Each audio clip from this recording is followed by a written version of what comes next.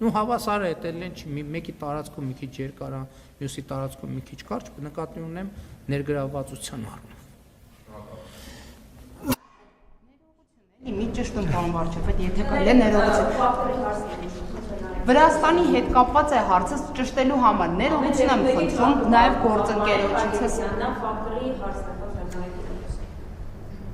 Շնորհակալություն, շարունակելով երկաթուղու թեման, պարոն վարչապետ, տեղեկություններ կան, որ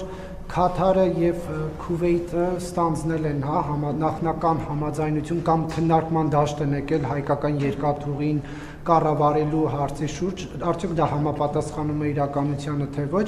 եւ երբ որ դուք ասում եք դրական ազդակներ կան Մոսկվայի հետ բանակցություններում, ձեր առաջարկից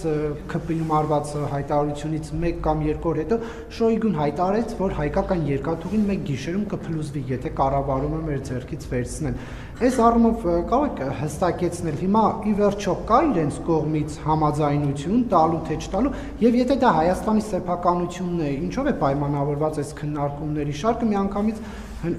պայմանագիրը թույլ չի տալիս հետ վերցնել, հաշվի առնելով, որ օրինակ պետք է Հարավկովկասյան երկաթուղին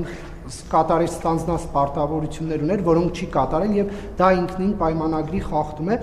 Եվ մեկ հարցել, պարոն Փաշինյան, արդյոք կարողանում է Նիկոլ Փաշինյանը պայքարել Նիկոլ Փաշինյանի դեմ։ Դուք 2019 թվականին ասում եք Հայաստանում օլիգարխներ չկան, խոշոր սեփականատերեր են, բայց 5-6 տարի հետո հայտարարում եք, որ օլիգարխների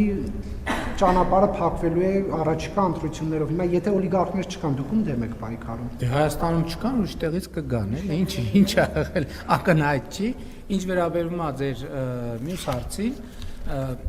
տեսեք, առաջին ռեակցիան մի բան է, երկրորդ ռեակցիան ուրիշ բան է, երրորդ ռեակցիան ուրիշ բան է, չորրորդ ռեակցիան ուրիշ բան է, արդյունքը ուրիշ բան է։ Իհարկե Հայաստանի Հանրապետության սեփականությունն է երկաթուղին, եւ իհարկե Հայաստանի Հանրապետությունը կարող է ուղղակի խզել եւ չեղարկել պայմանագիրը։ Մի րոպե, բա այդ եմ ասում, մեզ պետք չի որ դա գնալ ինչ որ բանի սուր խոսակցության կոնֆլիկտի տրամաբանությամբ։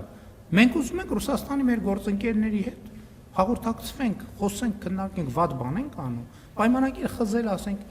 միշտ էլ պայմանագիր խզելը վատ բան է։ Պետքա պայմանավորվել, պետքա խոսել, ինչի մենք ես էլ եմ ասում, մեր միջպետական հարաբերությունները, այդ թվում մեր անձնական հարաբերությունները այն թույլ չեն տալիս